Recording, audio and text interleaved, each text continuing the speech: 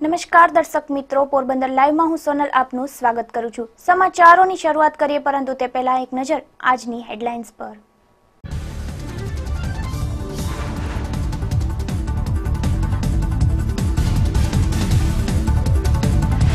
સરકાર આરોગ્ય વિભાગના કર્મચારીઓની ફરિયાદ સાંભળતી નથી। રેશમા પટેલે ઉપવાસી છાવણીની મુલાકાત લીધી।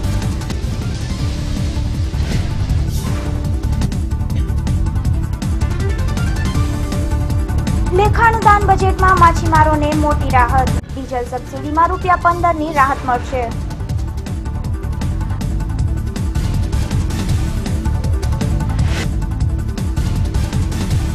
પોરબંદરમાં શિક્ષકોની ફેરબદલીનો કેમ્પ યોજાયો। લાગવગ ધરાવતા શિક્ષકોની પસંદગીની જગ્યા અપાઈ હોવાના આક્ષેપો।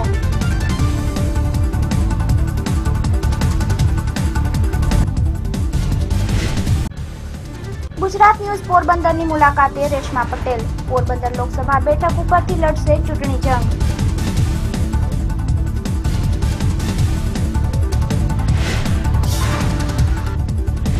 જોઈએ સમાચાર વિસ્તારથી।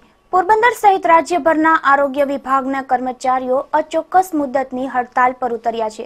ત્યારે આજે પાસના પૂર્વ કન્વીનર અને હાલમાં રાજકીય ક્ષેત્રે સક્રિય રેશમાબેન પટેલે આરોગ્ય કર્મચારીઓની મુલાકાત લીધી હતી અને સરકાર પર આકરા પ્રહારો પણ કર્યા હતા।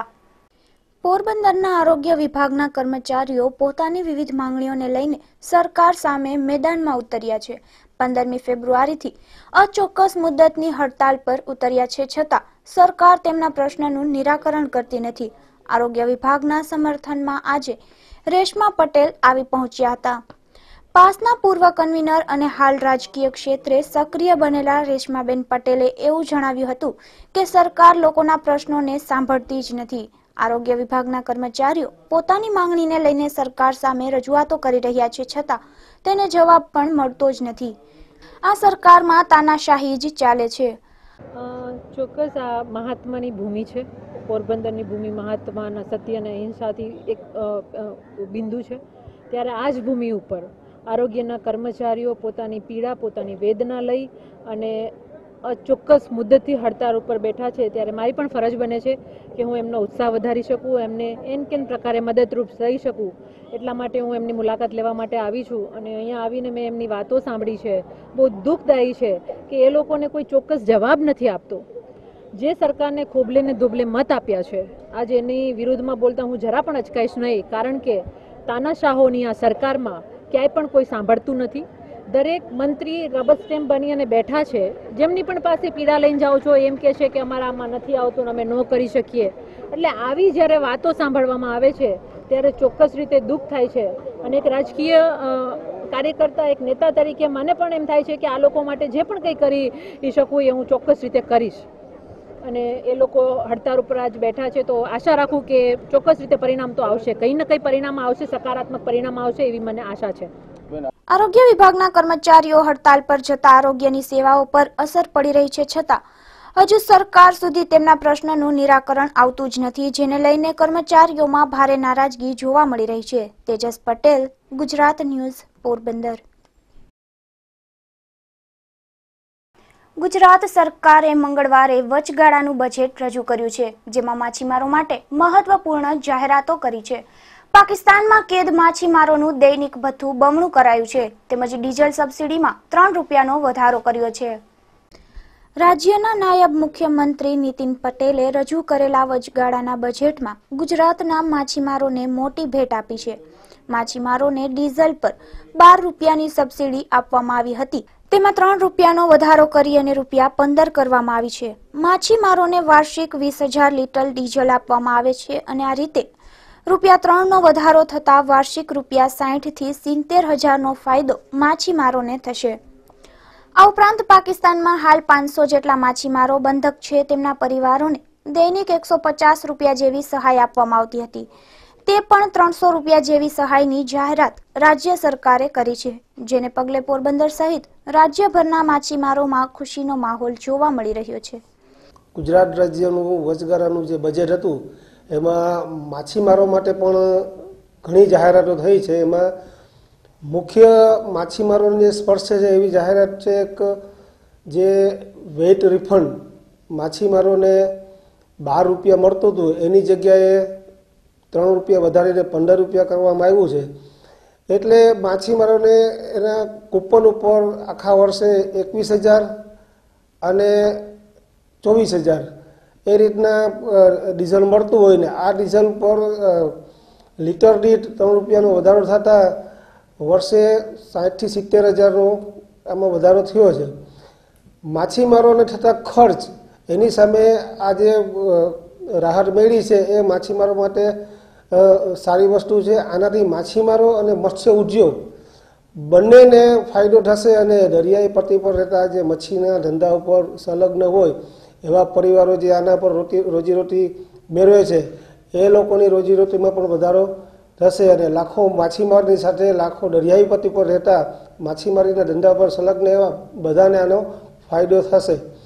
બીજા નંબરની અંદર જે ખલાસી પાકિસ્તાનની જેલમાં હોય અને એ લોકોના પરિવારને બહુ આર્થિક તકલીફ પડતી હોય ત્યારે ગુજરાત રાજ્યએ દૈનિક ભથ્થા રૂપે 150 રૂપિયા માછીમારોના પરિવારને આપવાનું જે નક્કી કરેલું હતું એમાં બમણો વધારો કરી અને 300 રૂપિયા જેવી રકમ દૈનિક ભથ્થા તરીકે આપવાનું નક્કી કરેલ છે.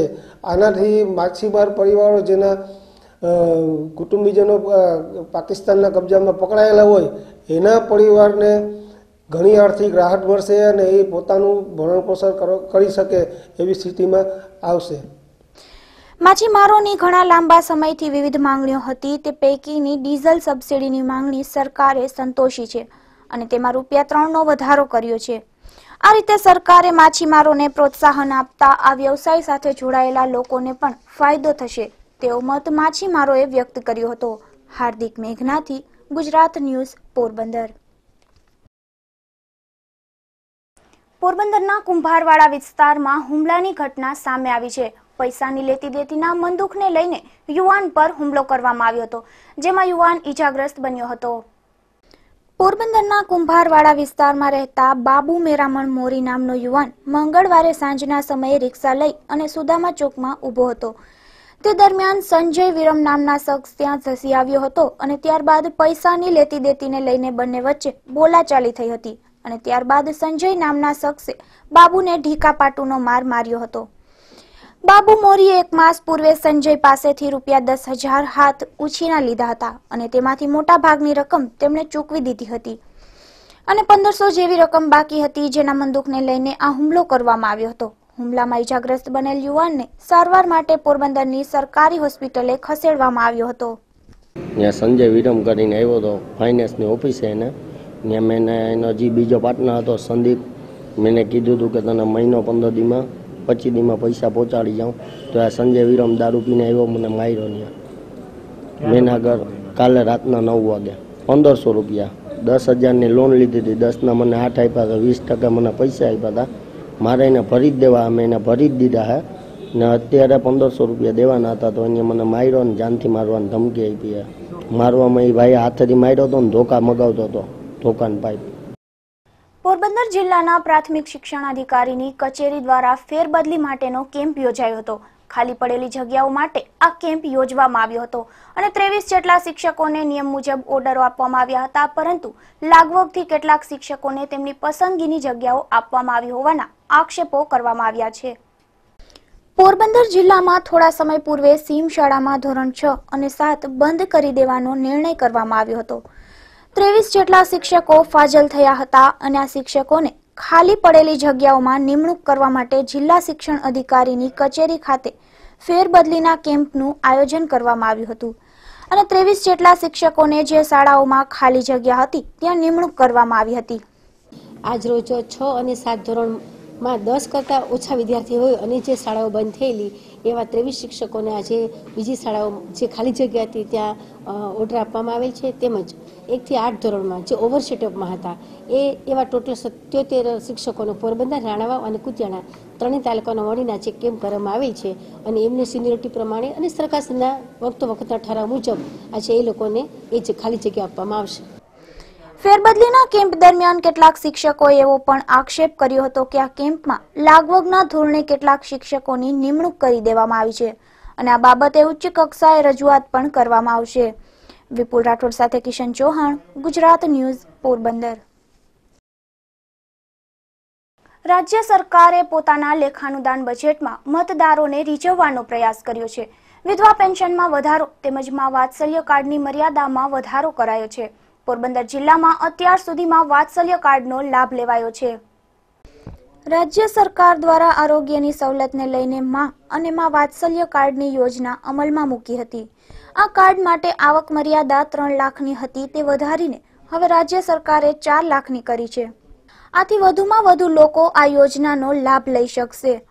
પોરબંદર જિલ્લાની વાત કરીએ તો પોરબંદર જિલ્લામાં 33,000 જેટલા મા કાર્ડ કરાવવામાં આવ્યા છે અને આયુષ્યમાન ભારતના 77,000 જેટલા લોકોએ આ યોજનાનો લાભ લીધો છે.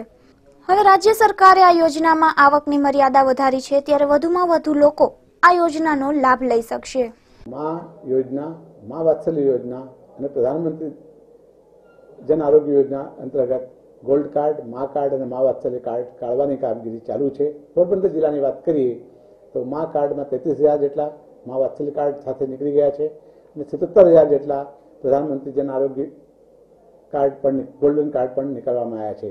આ યોજનાના હાલમાં બજેટમાં 5 લાખ સુધીની સારવાર મફત આપવાનો સરકાર વચન આપેલો છે અને પોરબંદરમાં પણ હોસ્પિટલો ઇમ્પેનલ થઈ રહી છે અને કરીબ 5 થી 6 હોસ્પિટલોમાં ઇમ્પેનલ થયા જેને આ સારવાર મળી શકે છે.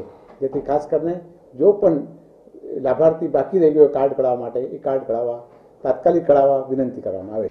ખાસ કરીને જરૂરિયાતમંદ પરિવારના દર્દીઓએ આરોગ્યની સારવાર યોગ્ય રીતે મળી રહે અને તેને ખર્ચ પણ કરવો ન પડે તે માટે આ યોજના અમલમાં મૂકી છે. 3 લાખ સુધીની મર્યાદા ધરાવતા લોકોએ આ યોજનાનો લાભ લીધો છે અને હવે આ મર્યાદા વધારીને 4 લાખ જેવી કરવામાં આવી છે. ત્યારે હજુ પણ આ યોજનાનો લાભ વધુ લોકો લઈ શકશે. તેજસ પટેલ, ગુજરાત ન્યૂઝ, પોરબંદર. નાણામંત્રી નીતિન પટેલે મંગળવારે સતત 6ઠ્ઠી વખત બજેટ રજૂ કર્યું છે, જેને લઈને ચૂંટણીના બજેટનું લેખાનુદાન રજૂ કર્યું હતું અને તમામ વર્ગના લોકોને સંતોષવાનો પ્રયાસ કર્યો હતો. જેમાં વિધવા પેન્શન 1,000 માંથી વધારીને 1,250 કરવામાં આવ્યું છે અને સાથે પુત્ર પુખ્ત વયનો થતા હવે પેન્શન પણ બંધ નહીં થાય. પોરબંદર જિલ્લામાં 2,239 વિધવાઓ પેન્શનનો લાભ મેળવે છે. પુલવામા થયેલા આતંકવાદી હુમલામાં શહીદ થયેલા જવાનોને શ્રદ્ધાંજલિ આપવામાં આવી રહી છે. ત્યારે પોરબંદરમાં મહેર શક્તિ સેના દ્વારા વીર શહીદ જવાનોને શ્રદ્ધા સુમન અર્પણ કરવામાં આવ્યા હતા. પુલવામા થયેલી આતંકવાદના હુમલાની ઘટનાથી દેશવાસીઓ હચમચી ઉઠ્યા છે. 44 જેટલા જવાનો પર આતંકવાદીઓએ હુમલો કર્યો હતો. તેમાં જવાનો શહીદ થતા દેશવાસીઓ તેમને શ્રદ્ધાંજલિ અર્પણ કરી રહ્યા છે. પોરબંદરમાં મહેર શક્તિ સેના દ્વારા શહીદોને શ્રદ્ધાંજલિ આપવાનો કાર્યક્રમ સુદામા ચોક ખાતે યોજવામાં આવ્યો હતો, જેમાં મહેર શક્તિ સેનાના આગેવાનો અને કાર્યકરો મોટી સંખ્યામાં ઉપસ્થિત રહ્યા હતા. જેમાં સ્વામિનારાયણ સંપ્રદાયના ભાનુપ્રકાશ દાસજી ઉપરાંત હિરલબા જાડેજા સહિતના મહાનુભાવો ખાસ ઉપસ્થિત રહ્યા હતા અને શહીદોને શ્રદ્ધાંજલિ અર્પણ કરી હતી. આજરોજ અહીં જે પુલવામાની અંદર શહીદ થયેલા શહીદોને શ્રદ્ધાંજલિ આપવા માટેનો કાર્યક્રમ યોજાયો.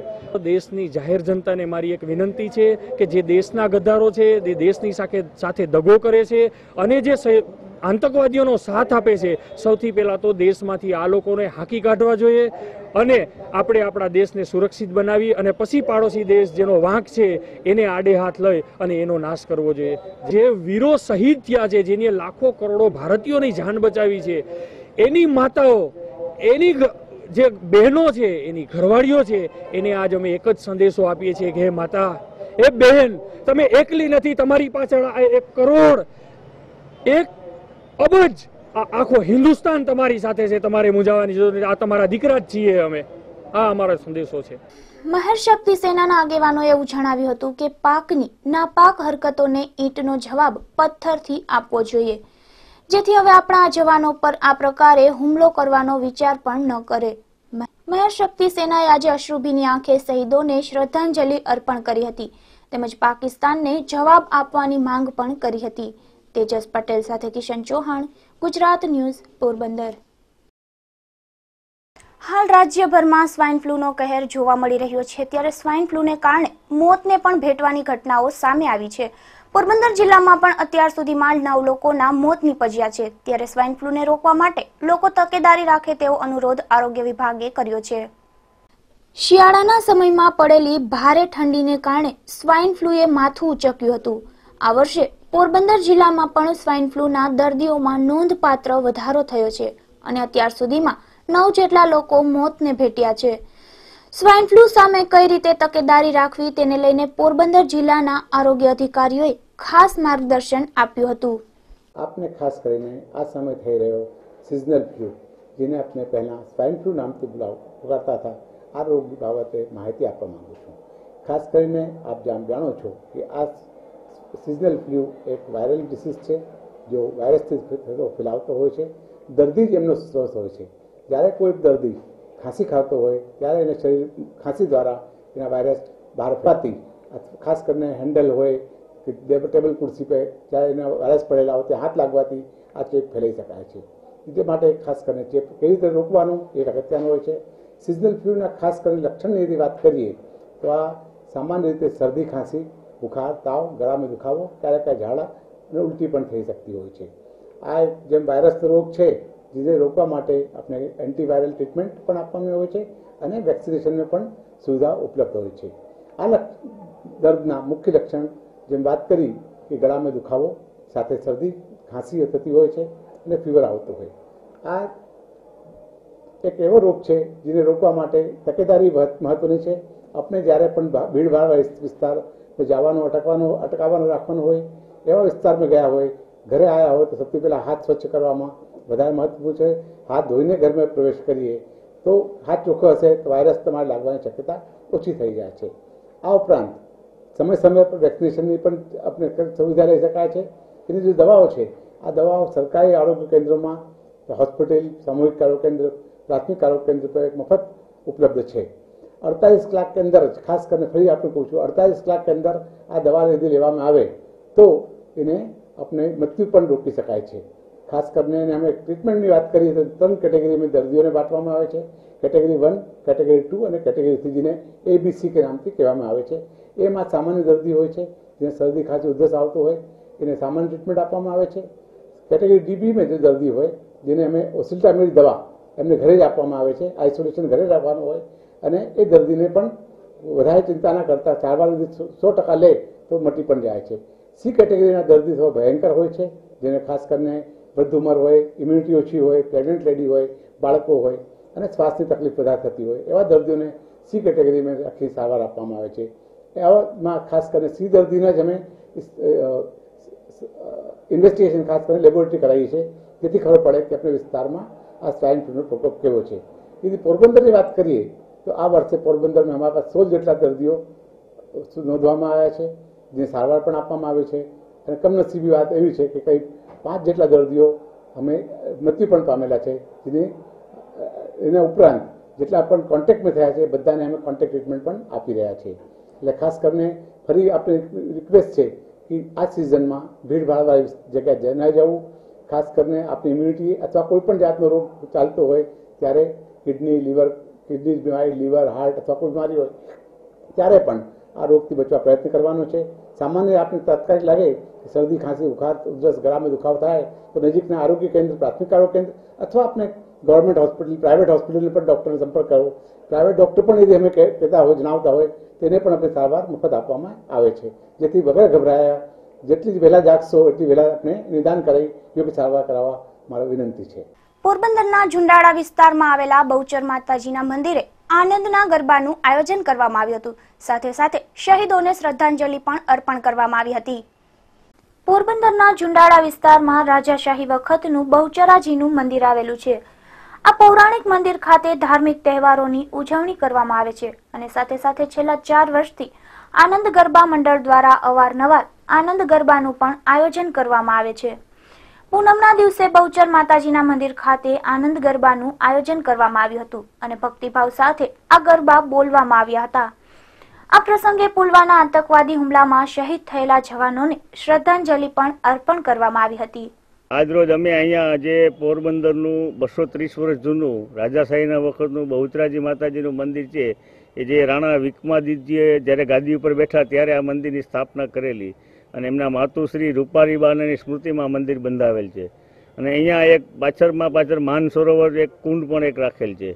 અને વર્ષો જૂનું પૌરાણિક આ મંદિર, અહીંયા બહુચરાજી મૂળ મંદિર હતી, એનું શ્રીકાર યંત્ર અહીં લઈ આવેલા અને એ મંદિરની સ્થાપના કરેલી છે. આ મંદિરની 7 પેઢીથી જે સાથે અહીંના જે મહારાજા વિક્રમાદિત્ય હતા એ પાટણ સિદ્ધપુરથી બ્રાહ્મણો પણ ત્યાંથી અહીં લઈ આવ્યા હતા અને એ બ્રાહ્મણો 7 પેઢીથી અહીંયા ભદ્રકાળી મંદિર બાજુમાં છે અને આ બહુચરાજીને પૂજા પાઠ નર્તન કરે છે. અમે અહીંયા આનંદના ગરબાનું એક મંડળ બનાવેલ છે છેલ્લા 4 વર્ષથી, અને આનંદના ગરબાનો દર પૂનમના દિવસે પાઠ કરીએ. અને આજે રોજ અમે આપણા શહીદ થયેલા વીર જવાનોની સ્મૃતિમાં અને શ્રદ્ધાંજલિ માટે આજે આનંદના ગરબાનો પાઠ અમે એને અર્પણ કરેલ છે અને એની સદગતિ આત્માને મળે એટલા માટે થઈને અમે આજે આ બધા ભાઈઓ બહેનો એક પાઠ કરેલ છે. આતંકવાદી હુમલામાં શહીદ થયેલા જવાનોને શ્રદ્ધાંજલિ આપવા માટે શુક્રવારે એક શામ શહીદો કે નામના કાર્યક્રમ અંતર્ગત શહીદ વંદના લોકડાયરાના કાર્યક્રમનું આયોજન કરવામાં આવ્યું છે. પુલવામા થયેલા આતંકવાદી હુમલામાં 44 જેટલા જવાનો શહીદ થયા છે. ત્યારે શહીદોને શ્રદ્ધાંજલિ અર્પણ કરવા માટે પોરબંદરમાં તારીખ 22 ફેબ્રુઆરી અને શુક્રવારે રાત્રિના 9 કલાકે એક શામ શહીદો કે નામના કાર્યક્રમ અંતર્ગત શહીદ વંદનાના લોક ડાયરાના કાર્યક્રમનું આયોજન સુદામા ચોક ખાતે કરવામાં આવ્યું છે. ગુજરાત રાજ્ય સંગીત નાટક એકેડેમી ગાંધીનગર તેમજ તિરુપતિ સેવા ચેરિટેબલ ટ્રસ્ટ અને શ્રી વલ્લભ પ્રભુ સત્સંગ મંડળ તેમજ સંત શ્રી ત્રિકમાચાર્ય સેવા સમિતિ દ્વારા આ કાર્યક્રમનું આયોજન કરવામાં આવ્યું છે. ત્યારે આ કાર્યક્રમમાં ઉપસ્થિત રહેવા શહેરીજનોને નિમંત્રણ પાઠવવામાં આવ્યું. આ લોક ડાયરામાં એકત્રિત થયેલું ફંડ શહીદ જવાનોના પરિવારોને આપવામાં આવશે. તાજેતરમાં કાશ્મીરની અંદર પુલવા ગામની અંદર જે આપણા 44 જવાનો શહીદ થયા છે, ખૂબ એક દુઃખદ ઘટના બની છે. એ શહીદોના પરિવારના લાભાર્થે આજે શુક્રવાર અને 22 તારીખ રાત્રે 9 વાગે સુદામા ચોકમાં લોક ડાયરો રાખેલો છે. જે લોક ડાયરામાં જે ભંડોળ એકઠું થશે એ સંપૂર્ણ અમે શહીદ પરિવારને આપી દેશું અને જે ખર્ચો આવશે ત્યાં અમે જે આજે પ્રોગ્રામ કર્યો છે એનો જે ખર્ચો છે એ તિરુપતિ સેવા ચેરિટેબલ ટ્રસ્ટ, સંત ત્રિકમાચાર્યજી અને વલ્લભ સત્સંગ પ્રભુ મંડળવાળા અમે 3 સંસ્થાઓ ભેગી થઈ અને આ ભંડોળ જે થશે એ અમે આપી દેશું અને જે ખર્ચો આવશે એ આ સંસ્થા ભોગવશે. આ લોક ડાયરાની અંદર પોરબંદર શહેરીજનો તથા પોરબંદર શહેરની આજુબાજુના ગામડા વિસ્તારના લોકો વધારેમાં વધારે એકઠા થાય અને વધારેમાં વધારે ભંડોળ એકઠું થાય તો આપણે પોરબંદરનો રેકોર્ડ બ્રેક કરીએ કે ભાઈ પોરબંદરની અંદરથી એટલું આપણે ભંડોળ મેળવ્યું છે અને શહીદના પરિવારોને આપણે કંઈ ના કરી શકીએ ને કમસે કમ થોડુંક એક મદદ કરીએ ને તો પણ આ આપણો એક ડાયરો વ્યવસ્થિત. લોકસભાની ચૂંટણી પૂર્વે પોરબંદર લોકસભા બેઠકની ચર્ચામાં આવી છે. આ બેઠક પરથી પાસના પૂર્વ કન્વીનર રેશમા પટેલ પણ ચૂંટણી લડશે. આજે પોરબંદરની મુલાકાતે આવ્યા હતા અને તે દરમિયાન તેમણે ગુજરાત ન્યૂઝ પોરબંદરની પણ મુલાકાત લીધી હતી અને આગામી લોકસભાની ચૂંટણીમાં તેઓ ભાજપ સામે મેદાનમાં ઉતરશે. આ ઉપરાંત તેઓએ ભાજપ સામે આકરા પ્રહારો પણ કર્યા હતા. જોઈએ રેશમા પટેલ સાથેની ખાસ મુલાકાત. પાટીદારોના અનામતના આંદોલનથી જ્યારથી ચર્ચામાં આવેલા અને પાસના કન્વીનર રહી ચૂકેલા રેશમાબેન પટેલ હાલ આપણી સાથે છે. પોરબંદર લોકસભા બેઠક ઉપરથી તેમનું નામ ચર્ચાઈ રહ્યું છે અને તેઓએ પણ કહ્યું કે આ બેઠક ઉપરથી ચૂંટણી લડશે. બેન, આ બેઠક ઉપરથી ચૂંટણી લડવાનું કારણ શું? કારણ તો ઘણા બધા છે. સૌથી પહેલું કારણ તો મહાત્માની ભૂમિ છે. એટલે કહેવાય છે કે એક સત્યમેવ જયતે સાથે મહાત્માની ભૂમિ ઉપરથી હું મારી રાજકીય લડતની શરૂઆત કરી શકું. અને બીજું કારણ મારું વતન પણ આ લોકસભામાં આવે છે, માણાવદર વિધાનસભામાં આવે છે અને હું જવાહર નવોદય વિદ્યાલયમાં અભ્યાસ પણ કરી ચૂકી છું. એટલે જોવા જાવ તો કે પોરબંદર લોકસભા ઉપરથી હું લડીશ એ મેં નક્કી કર્યું છે. એટલા માટે પક્ષ નક્કી કર્યો છે કે કેમ? નહીં, ભારતીય જનતા પાર્ટીની વિરુદ્ધમાં લડવાનું છે એ ચોક્કસ મેં નક્કી કર્યું છે. કારણ કે અંદર ગયા પછી ઘણા બધા એ લોકોના તાનાશાહી વર્તન, એ લોકોની કૂટનીતિઓથી હું બહુ નજીકથી જાગૃત છું. એટલે મેં ભારતીય જનતા પાર્ટીના વિરુદ્ધમાં લડવાનું નક્કી કર્યું છે. પરંતુ સામેના પક્ષોનું હજુ હું આપને નહીં કહી શકું કારણ કે મારે લડવું છે મેં નક્કી કરી લીધું, પરંતુ સામેના પક્ષોની રણનીતિ, એ લોકોની સ્ટ્રેટેજી શું હોઈ શકે હું આપને નહીં જણાવી શકું. પાસ કન્વીનરથી ભાજપ સુધીની યાત્રા કેવી રહી? યાત્રામાં તો લોકોનો ઘણો બધો પ્રેમ મળ્યો છે અને પ્રેમની સાથે સાથે લોકોનો સાથ સહકાર પણ મળ્યો છે અને જોડે જોડે એ લોકો તરફથી ઘણી બધી ઉમ્મીદો પણ એમની આંખોમાં મેં જોયેલી છે કે ક્યાંક ને ક્યાંક લોકો માટે કામ કરો એવી આશાઓ પણ લોકોની વધતી જતી હોય છે. એટલા માટે હું હંમેશા માનું છું કે લોકોએ આપણને અહીં સુધી પહોંચાડ્યા છે, જનતાએ આપણને અહીં સુધી પહોંચાડ્યા છે, તો એના કામ કરવા માટે સૌ પ્રથમ તો જાતે સક્ષમ થવું પડે અને એનું જ કારણ છે કે હું રાજનીતિમાં છું, લોકો માટે, રાજ્ય માટે અને આગળ પણ લડવાનો નિર્ણય મેં કર્યો છે. ભલે મારો નિર્ણય હોય પરંતુ જનતા અને લોકોના સાથ વગર હું નહીં લડી શકું અને એટલા માટે મારે મારી તાકાત વધારવી છે અને લડવું છે કે હું વધારેમાં વધારે કાર્ય કરી શકું. સામાન્ય રીતે ભાજપ વિરુદ્ધ બોલે એટલે સસ્પેન્ડ કરે, હજુ સુધી તમને સસ્પેન્ડ કેમ નથી કીધું? ભારતીય જનતા પાર્ટીની તાકાત કે ઓકાત નથી કે મને સસ્પેન્ડ કરી શકે. સાચું બોલું છું, સત્ય બોલું છું અને સત્યની સામે કોઈ ટકી નથી શકતું. તો આ કૂટનીતિવાળા, તાનાશાહો, આ દંભી રાજનીતિ કરવાવાળા, રાષ્ટ્રના નામે રાષ્ટ્રને બાંટવાવાળા લોકો તો શું મને સસ્પેન્ડ કરવાના હતા? એટલે મને કોઈ સસ્પેન્ડ કરી બી નહીં શકે ને કરશે તો મને કોઈ ડર પણ નથી. ખાસ કરીને આ બેઠક ઉપર પાટીદારોનું પ્રભુત્વ છે, ત્યારે આ બેઠક ઉપરથી લડવાથી જીત થશે કે કેમ? જો હાર જીતનો ફેસલો તો જનતા સંભળાવશે. પાટીદાર સમુદાયની દીકરી છું ચોક્કસ રીતે, પરંતુ જોડે જોડે ગુજરાત સાથે પણ મને એ જ લગાવ છે કારણ કે હું ગુજરાતની ધરતી ઉપર મોટી થઈ છું, જન્મી છું. તો દરેક સમાજ, 18 વર્ણ અને દરેક લોકોનો સાથ સહકાર મળશે અને એ લોકો જનાદેશથી મને જીતાડશે તો ચોક્કસ હું જીતી શકીશ. પરંતુ હું એવું નહીં કહી શકું કે હું જીતીશ. જનતા ઈચ્છશે તો જ હું જીતી શકીશ, પણ આશા રાખું છું અને લોકોને પણ એક વિશ્વાસ આપું છું કે હું મારી તાકાત નહીં વધારી શકું તો આપની મદદ નહીં કરી શકું. એટલા માટે મારી તાકાત વધે તો હથિયારો આપે જ મને આપવા પડશે. એ હથિયાર હશે મતરૂપી. લલિતભાઈ રાદડિયા અને તમે રેશમાબેન, 3 પટેલ, આ બેઠક ઉપર કેવો જંગ રહેશે? જો આ બેઠક ઉપર ઇતિહાસ બોલે છે કે પટેલો જ હંમેશા લડતા આવ્યા છે. હવે વાત આવે છે લલિતભાઈ રાદડિયાની, તો જે ભાજપમાંથી લડવાના છે તો સામેના પ્રતિસ્પર્ધીય દ્વંદ્વથી મને કોઈ ડર નથી. ચોક્કસ રીતે હું પણ એવું ઈચ્છું છું કે યોદ્ધામાં હંમેશા સામેનો જે આપણો સ્પર્ધક હોય છે એ મજબૂત હોવો જોઈએ. એટલા માટે કોઈ પણ મજબૂત માણસ આવશે એની સામે હું લડવા માટે તૈયાર છું અને લોકો મને સક્ષમ બનાવશે. વાત આવે છે લલિત કાકાની, તો એ તો મારા કાકા છે. એને પણ આ વખતે હું કહીશ કે કાકા આ વખતે તમે હથિયાર હેઠા મૂકી દો ને મને આશીર્વાદ આપી દો. મારે લડવું છે. આ તમારી દીકરીની હઠ છે, આ તમારી એક દીકરીની બાળ હઠ છે. એટલે મને વિશ્વાસ છે કે લલિત કાકા મને સાથ સહકાર આપશે કારણ કે એમના વિસ્તારમાં પણ ઘણી બધી મહેનત કરી છે અને આજે MLA છે. તો ચોક્કસ રીતે ક્યાંક ને ક્યાંક એ મજબૂત બન્યા છે તો અમને પણ મજબૂત બનવા દેશે. પોરબંદર લોકસભામાં કયા મુદ્દાઓ લઈને લોકો સુધી જશો? જો મુદ્દાઓ તો દર ચૂંટણીઓમાં આવતા હોય છે, ઘણા બધા મેનિફેસ્ટો બહાર આવતા હોય છે. વસ્તુ એક જ છે કે જ્યારે પણ કોઈ MP બની જાય છે પછી મારા ખ્યાલ મુજબ 650 જેટલા ગામ આવે છે તો દરેક ગામના સીધા સંપર્કમાં નથી રહેતા અને મુદ્દાઓ ત્યાંના ત્યાં હોય છે. યોજનાઓ પણ ઘણી બધી આવે છે, બજેટો પણ ઘણા બધા આવે છે, પરંતુ આ યોજનાઓ જમીની દોર સુધી પહોંચતું નથી, લોકો સુધી પહોંચતું નથી. તો મારા પ્રયાસ એવા હશે કે હું એક એવી સિસ્ટમ બનાવી શકું કે હું ગામના સરપંચ સુધી પહોંચી શકું, ગામના 10-15 યુવા જાગૃત મહિલાઓ અને યુવાનો સુધી પહોંચી શકું, જેથી કરીને સીધો સંવાદ થાય અને ગામની સમસ્યાઓ સીધી આપણા સુધી આવે. આપણે જોઈ રહ્યા છીએ કે ઘણી બધી વાર એવો પુકાર હોય છે કે અમે ડાયરેક્ટ અમારા MP ને મળી નથી શકતા, અમારા MLA ને મળી નથી શકતા. આવું બધું ગામ લોકોની ફરિયાદ હોય છે અને એ લોકોના પ્રશ્ન હોય છે એ સંભળાવવામાં જ ટાઈમ લાગી જતો હોય છે. તો હું એવું ઈચ્છું છું કે એવું અશક્ય પણ નથી કે આપણે સીધો ગામના સંપર્કમાં રહી શકીએ. એટલે સૌપ્રથમ તો મારો એવો પ્રયાસ છે કે જે પણ હું કરી શકીશ એ લોકો સુધી ડાયરેક્ટ પહોંચી શકું, એ લોકોના પ્રશ્નો સાંભળી શકું અને બાકી જે પણ પડતર મુદ્દાઓ છે એના ઉપર 100% હું ધ્યાન આપી અને આગળ કામ કરીશ. 10% જે સવર્ણોને આપવામાં આવ્યા છે અનામતમાં, એ બાબતે શું કહેશો? એનાથી કંઈ પાટીદારને અસર કરશે કે કેમ? જો 10% EBC ચોક્કસ આપ્યું છે એને મેં ક્યારે જાકારો પણ નથી આપ્યો અને એટલી મજબૂતાઈથી હું આવકારતી પણ નથી. મેં પહેલાં પણ કહ્યું હતું 10% EBCની વાત કરું તો હમણાં ONGCની એક્ઝામો બહાર પડી છે પરંતુ એમાં ક્યાંય 10% EBC નથી રાખ્યું. એની પહેલાં સિવિલ જજોની એક્ઝામ હતું એમાં પણ 10% EBC નથી આપ્યો. એટલે કહેવાનો મતલબ કે ગુજરાત રાજ્ય પહેલું એવું રાજ્ય છે એનો શ્રેય લેવામાં આવ્યો કે EBC લાગુ કરવામાં આવ્યું, પરંતુ EBC લાગુ નથી થતું. એટલા માટે ક્યાંક ને ક્યાંક ચૂંટણીલક્ષી આવા વાયદાઓ આપે છે અને છેલ્લે પ્રજા ત્રાહિમામ થાય છે. આપણે જ જોયું કે પોરબંદરની ધરતી ઉપર આંદોલનો ચાલી રહ્યા છે. જે આરોગ્ય કર્મચારીઓ પોતાની માંગ સાથે આંદોલન કરી રહ્યા છે. તો આ જે સિસ્ટમ જૂની છે એને પણ સરખી નથી કરી શકતા અને નવી સિસ્ટમોમાં ડેવલપ નથી કરી શકતા. એટલે ક્યાંક ને ક્યાંક કાગળ ઉપર અને મેનિફેસ્ટોમાં મુદ્દાઓ અને યોજનાઓ રહી જાય છે અને પ્રજા ત્રાહિમામ પોકારે છે, ખેડૂતો ત્રાહિમામ પોકારે છે. એટલે આ બધું જે છે એને સુધારવાનો પણ હું પ્રયાસ કરીશ. મારા એકના પ્રયાસથી નહીં થાય, સૌનો સાથ લઈને હું આ પ્રયાસ કરીશ કે એક માળખું ચોખ્ખું બનાવી શકું.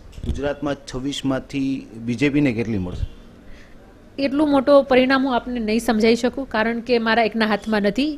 આ તો કરોડોની જનતાના હાથમાં પરિણામ છે અને હું આપના માધ્યમથી જનતાને ચોક્કસ એક આહવાન કરીશ અને વિશ્વાસ લેવા માંગુ છું કે તમે જો સાચી રીતે રાજ્યનો વિકાસ ઈચ્છતા હો તો આ ભ્રામક એડવર્ટાઇઝ, ભારતીય જનતા પાર્ટીની જે કૂટનીતિઓ સાથેનું માર્કેટિંગ સ્ટ્રેટેજી છે એને મેં અંદરથી જોયેલી છે.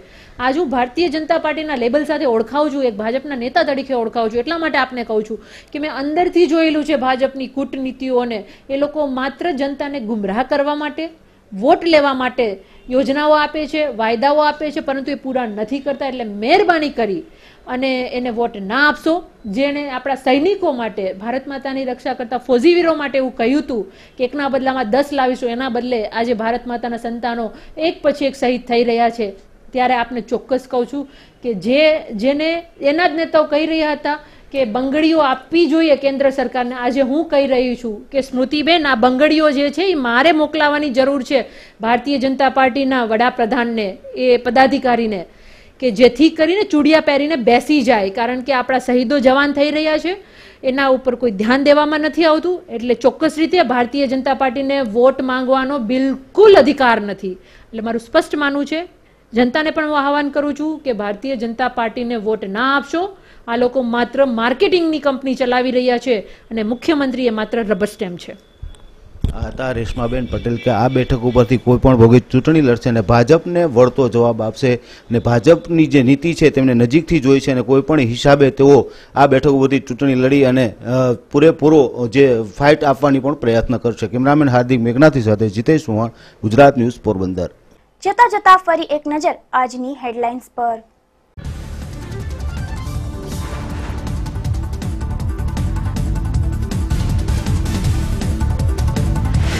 સરકાર આરોગ્ય વિભાગના કર્મચારીઓની ફરિયાદ સાંભળતી નથી. રેશમા પટેલે ઉપવાસી છાવણીની મુલાકાત લીધી.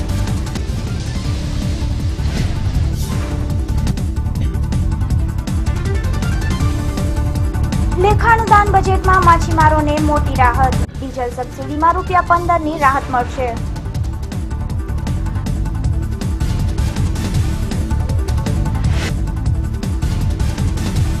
પોરબંદરમાં શિક્ષકોની ફેરબદલીનો કેમ્પ યોજાયો. લાગવગ ધરાવતા શિક્ષકોની પસંદગીની જગ્યા અપાઈ હોવાના આક્ષેપો.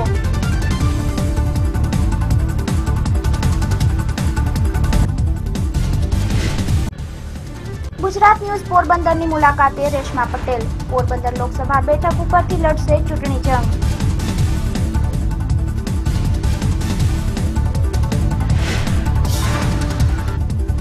તો હતા અત્યાર સુધીના સમાચાર. આવતીકાલે ફરી મળીશું નવા સમાચારો સાથે પોરબંદર લાઈવમાં. ત્યાં સુધી રજા આપશો. નમસ્કાર.